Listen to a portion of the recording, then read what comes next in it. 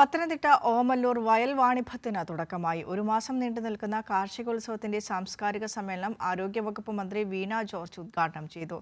അടുത്ത വയൽ വാണിഭത്തിനു മുൻപ് കാർഷിക സംസ്കാരത്തെ അടയാളപ്പെടുത്തുന്ന സ്മാരകം ഓമല്ലൂരിൽ നിർമ്മിക്കുമെന്ന് മന്ത്രി പറഞ്ഞു. കാർഷിക സംസ്കൃതിയുടെ സ്മരണകൾ ഉണർത്തുന്നതാണ് ഓമല്ലൂർ വയൽ വാണിഭം. നൂറുകണക്കിന് ആളുകൾ അണിനിരന്ന സാംസ്കാരിക ഘോഷയാത്രയോടുകൂടിയാണ് ഇത്തവണത്തെ വയൽ വാണിഭത്തിന് തുടക്കം കുറിച്ചത്.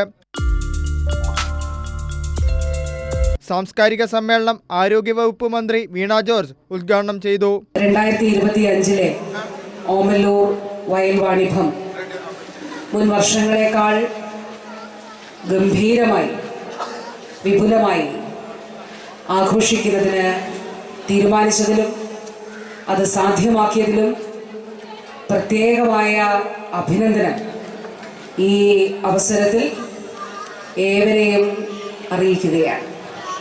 5 ദിവസം നമ്മൾ നടത്തിയിരുന്ന പരിപാടികൾ അത് 7 ദിവസമായിട്ട് വിപുലപ്പെടുത്തേ ഈ വയൽ വാണിഭത്തിന്റെ സാംസ്കാരിക സമ്മേളനം ഉദ്ഘാടനം ചെയ്യുന്നതായി അറിയിച്ചുകൊണ്ടുള്ള വ്യവസ്ഥ. ഓമല്ലൂർ ചന്തയിലാണ് കാർഷിക വിപണനമേള നടന്നത്. കർഷകർക്ക് തങ്ങളുടെ ഉൽപ്പന്നങ്ങൾ വിറ്റഴിക്കാനുള്ള അവസരം കൂടിയാണ് വയൽ വാണിഭം ഒരുക്കുന്നത്.